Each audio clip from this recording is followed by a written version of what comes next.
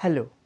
In my last lecture on T.S. Eliot's The Hollow Man, I discussed before you various tendencies of modern poetry during the first quarter of 20th century and the development of Eliot's poetic career. I also discussed in detail the two epigraphs of the poem. Today, I am going to present before you the line by line explanation of the poem. The Hollow Man is a recast of earlier poems of Eliot. In its theme, the poem is much like the Wasteland published in 1922. It contains the poet's reflection on the subject of human nature in this world and the relationship of this world with another, the world of death and eternity. The poem comprises of 98 lines and is divided into 5 sections of unequal length. These 5 sections are written and published in different times. Let's have a look at the publication history of this poem with the help of a slide. In the autumn of 1924, 3 poems, Eyes That Last I Saw in Tears, The Wind Sprang Up at 4 o'clock and This Is the Dead Land appeared in the chapbook under the general title Doris's Dream Songs. In January 1925, 3 poems by Eliot appeared in the Criterion: Eyes I Dare Not Meet in Dreams, Eyes That Last I Saw in Tears, and The Eyes Are Not Here. In the March 1925 number of The Dial, Eliot published The Hollow Man, which included We Are the Hollow Man, Eyes I Dare Not Meet in Dreams, and The Eyes Are Not Here. We Are the Hollow Man has been published earlier as a separate poem dated November 1924 in the French periodical Commerce. The final version of The Hollow Man appeared in Eliot's poems 1909 to 1925. It was at this stage that Eliot added the final choral chant, Here We Go Round the Prickly Pear, and the 2 epigraphs. If we look at the development of thought in the poem, we find that section 1 of the poem talks about the hollow men and their inertia. The hollow men live a life of physical and spiritual paralysis. They are even inferior to the notorious men of action Guy Fawkes of the Gunpowder Plot of 1605 and Mr. Kurz, the European agent in Congo of Conrad's The Heart of Darkness. The hollow man in Eliot's poem leading a life like death in life. In the second section of the poem, we find 2 kingdoms, death's other kingdom, which refers to the world after death, and death's dream kingdom, the world which is inhabited by the hollow men, a world which is spiritually dead. The hollow men would like to go to the death's other kingdom, but they do not have the courage to face the eyes of Charon, the ferryman who would lead them from death's dream kingdom to death's other kingdom. The world of the hollow man is like the world of dream, meaningless and futile.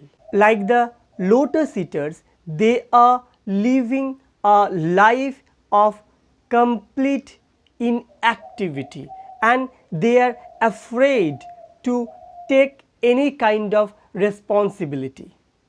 The representative of the hollow man, the protagonist in the poem, says that he would deliberately choose some disguises in order to avoid responsibilities.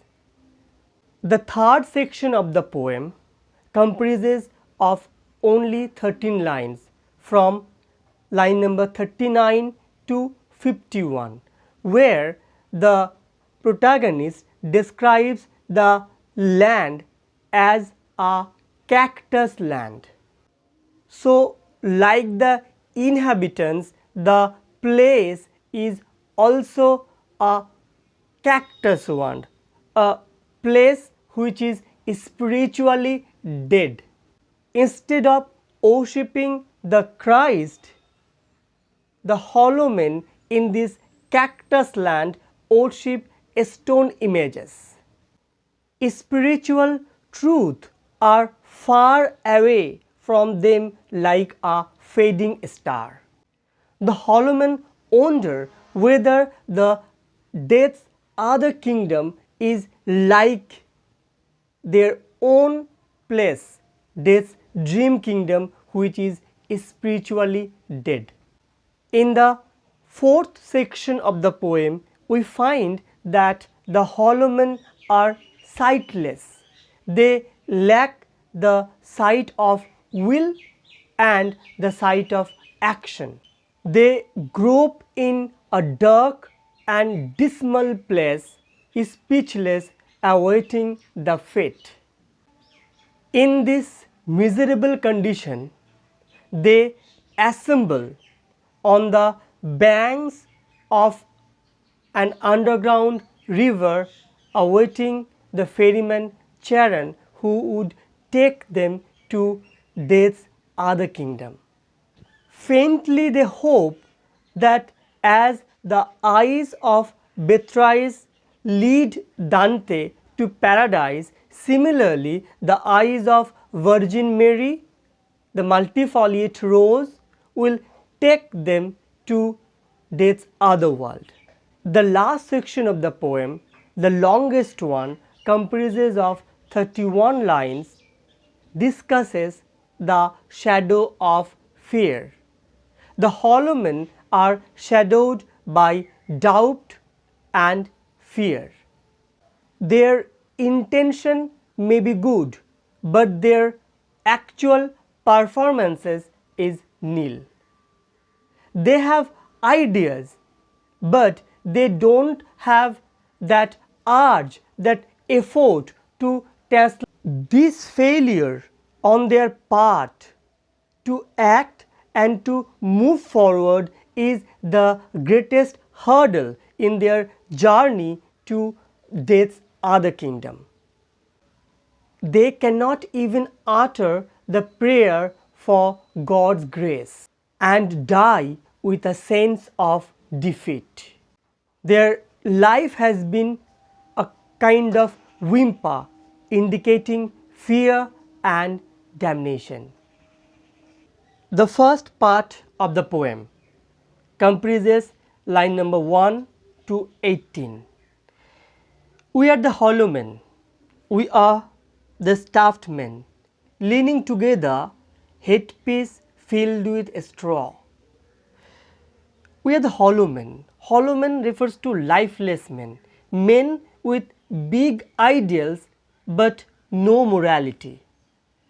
We are the stuffed men. Stuffed men refers to, stuffed means filled up with unnecessary objects like the effigy, and here we have the references to the effigy of Guy Fawkes, which is taken through the streets by the children in order to celebrate the Guy Fawkes night on 5th November. leaning together. So they are leaning together for support as they don't have any strength of their own. Headpiece, that is brain, filled with a straw. A straw, that is streams of wheats or other grains that have been cut and dried. Our dried voices, when we whisper together, are quiet and meaningless as wind in dry grass or rat's feet over broken glass in our dry cellar. Our dried voices. Dried voices refer to voices without any feeling. When we whisper together, are quiet and meaningless. Quiet means without any feeling. So when we speak with each other, there is no passion, there is no feelings in that speech. These are dried voices.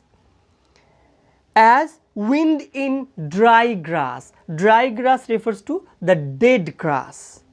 Or rat's feet over broken glass. So when in a broken glass a rat runs, the rat experiences a kind of pain. So here when we speak with some people, we speak without any feeling and we speak in a very painful manner. In our dry cellar, the word dry is used here twice or rather thrice. Dried voices, dry grass and dry cellar. Cellar is an underground room often used for storing things. The cellar here is an allusion to the Guy Fawkes and the gunpowder plot. Shape without form, shade without color, paralyzed force, gesture without motion. So in this line, the hollow men, it's told that the hollow men have a dim shape without any symmetry or design, and a bunch of inactive people are presented in these two lines. So the body is there but without anything concrete in it. Paralyzed force, that is lack of expression, and gesture without motion. So the moral and spiritual condition of these hollow men corresponds to the soul described in Dante's Inferno. The broken rhythms and the half rhymes that is there from line number 1 to 12, it signifies a sterilized and mechanical movement in order to evoke a feeling of futility. Those who have crossed with direct eyes to death's other kingdom. So death's other kingdom refers to afterlife, a higher moral and spiritual state than death's dream kingdom, which is inhabited by the hollow men. Those who have crossed with direct ties to death's other kingdom remember us, if at all, not as lost violent souls. So lost violent souls, these refers to the souls of Guy Fawkes and Mr. Kurtz. Okay, they were violent souls, though they are lost, though they are notorious, but they were also men of action, and the hollow men are inferior even of them. And his first three lines, it also alludes to the last cantos of Purgatorio, which recounts Dante's meeting with Beatrice in earthly paradise. Section 2 of the poem, from line number 19 to 38, comprises of 20 lines. Eyes I dare not meet in dreams, in death's dream kingdom, these do not appear. So the eyes here refers to the eyes of Charon, the ferryman. And here we find that the protagonist of this poem speaks for his group in the first person. Eyes I dare not meet in dreams. In Death's dream kingdom, these do not appear. In the earthly paradise, Beatrice reminds Dante how after her death she come to him in his dreams to call him back to the path of virtue, that is described in Purgatorio. There the eyes are sunlight on a broken column. There distances this landscape from the dream kingdom of the hollow man. There the eyes are sunlight on a broken column. This what broken is very important. Next section we will find stone images. So this broken column, stone images, they recall the heap of broken images in the wasteland.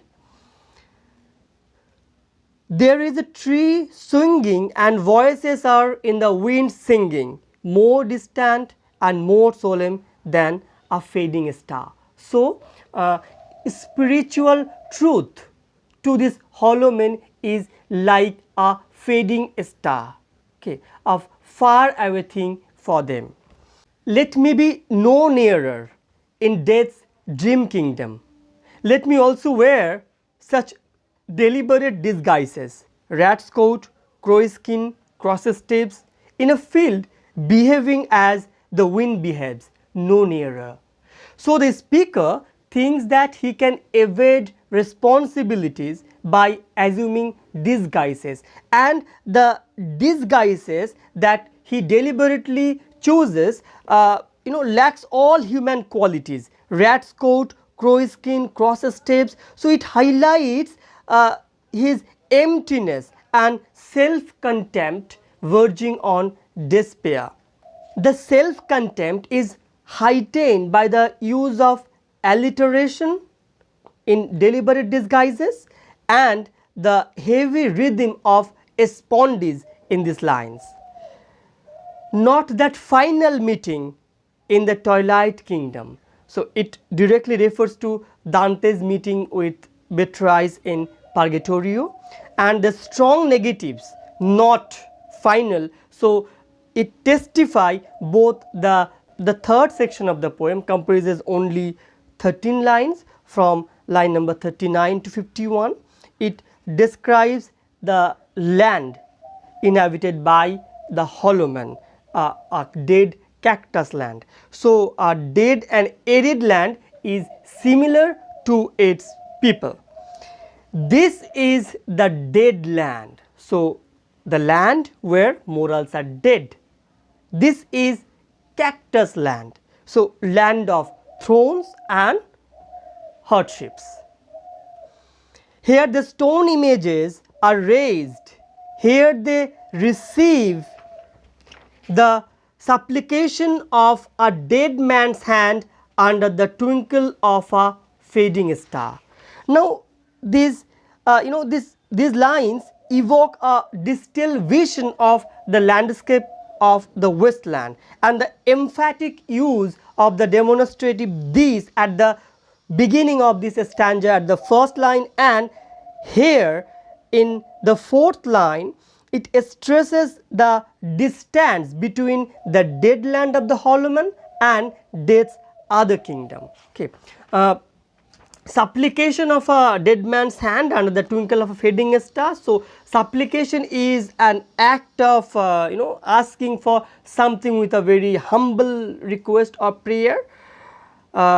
So these two lines, the supplication of a dead man's land under the twinkle of a fading star, it refers to a higher spiritual reality which the protagonist can glimpse but cannot attain.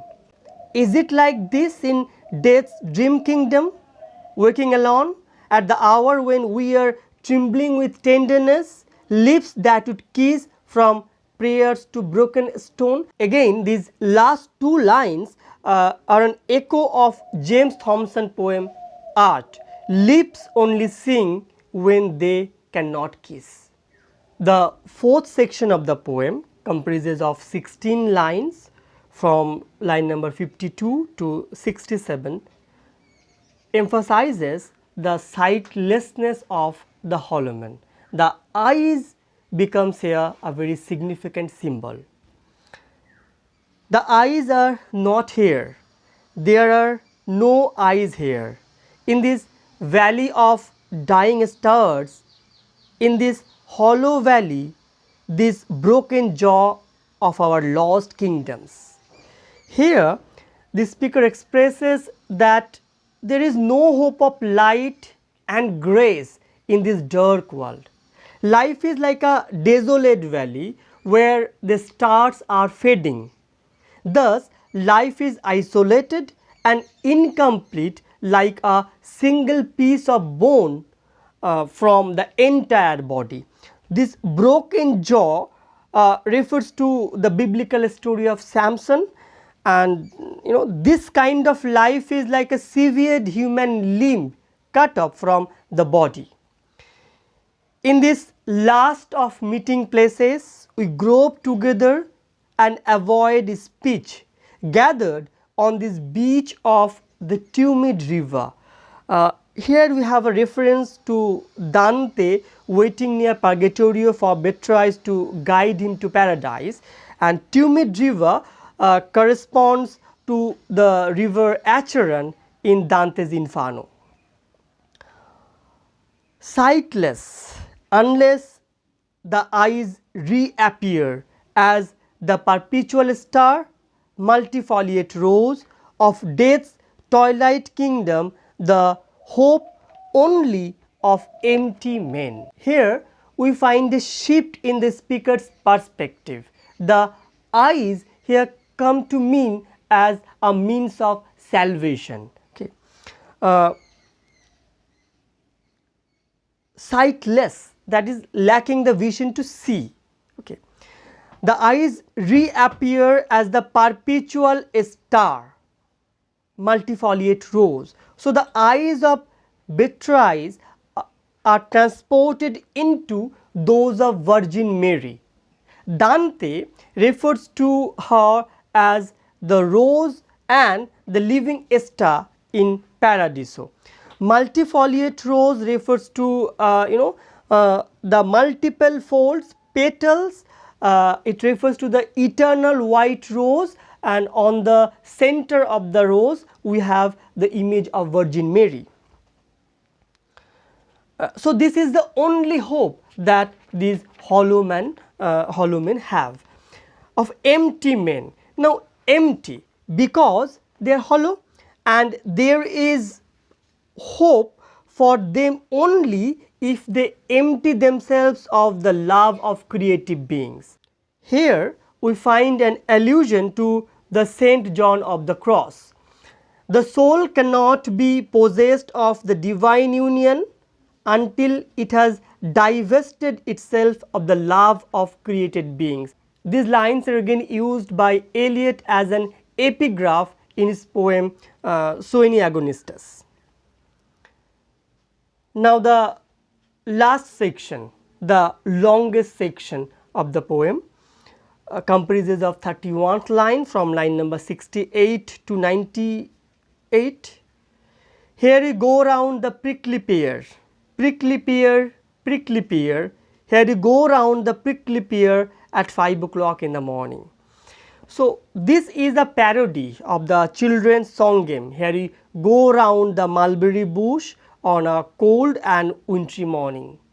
Now, mulberry bush is replaced with the prickly pear, a thorny plant, and prickly pear is used here 4 times. Okay. So, this land is associated with the cactus land of line number 40. Eliot parodies this children's song game in order to suggest that the existence of the hollow man is a futile round endlessly repeating itself. Between the idea and the reality, between the motion and the act falls the shadow. For thine is the kingdom. Between the conception and the creation, between the emotion and the response falls the shadow. Life is very long. Between the desire and the spasm, between the potency and the existence, between the essence and the descent, falls the shadow. In these lines, from line number 72 to 90, we find an echo of Brutus's soliloquy in Julius Caesar, where he is in confusion whether he has done right in engaging himself in the conspiracy against Caesar. The line "falls the shadow" is repeated here thrice in this part of the poem. The falls of shadow it used thrice to suggest that the hollow man go round and round the same world of winter and death. Okay. Between the idea and reality, between the motion and the act, falls the shadow. It means that the hollow men, they have some noble plans, but they don't have that courage of mind, they don't have that spirit to translate those ideas into action. For thine is the kingdom. It's a line from the Lord's Prayer taught by Jesus to his disciples in Luke and again in Matthew's, is the principal prayer for Christians. Between the conception that is generating an idea, and the creation, that is execution of that idea, between the emotion refers to the feelings, and the response that is giving a concrete shape to those feelings, falls the shadow. And this shadow is the shadow of fear, the shadow of doubt. Life is very long. A quotation from Joseph Conrad's An Outcast of the Islands, published in 1896. Between the desire and the spasm that is throbbing, breathing, here it is action. Between the potency, that is capacity, and the existence, that is achievement. Between the essence refers to the inner power, the seed, the essence, and the descent that is achievement, falls the shadow. So this shadow is the paralysis of will and action. And this falls of shadow, which is used thrice in this part to suggest that the hollow men go round and round around the same world of death, is also alludes to a poem by Ernest Dowson titled "I am not now as once I was," and it has the line "There falls thy shadow." This shadow is also an allusion to Plato's the allegory of cave in the Republic, where the people only sees the shadow of the real world. For thine is the kingdom, for thine is life is, for thine is. Now in these three lines we find that the hollow man is making an attempt to utter the Lord's Prayer, and the attempt is muffled by the broken apprehension of the dreariness of life. The broken lines enact the failure of the attempt to pray.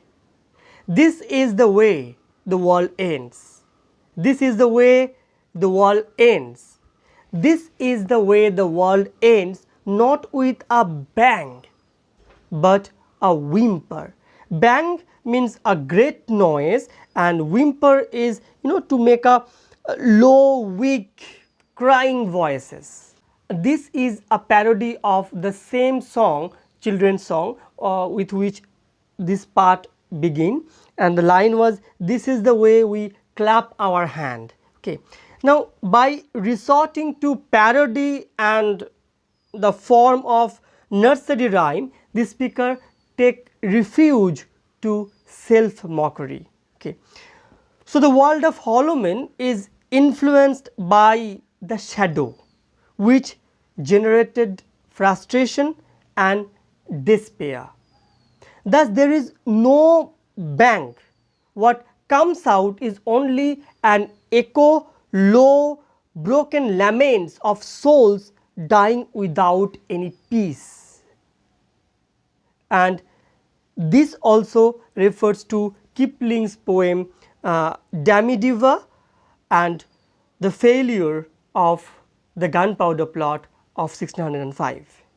Thus, the Holoman is a personal poem that records the poet's vision of the contemporary life. Modern civilization, which is the pride of many nations, is presented here as negative one, lacking all the values of human life. In my next lecture, I am going to critically analyze the poem from different perspective, focusing on the symbols that are used by Eliot in this poem. Thank you very much for watching the video.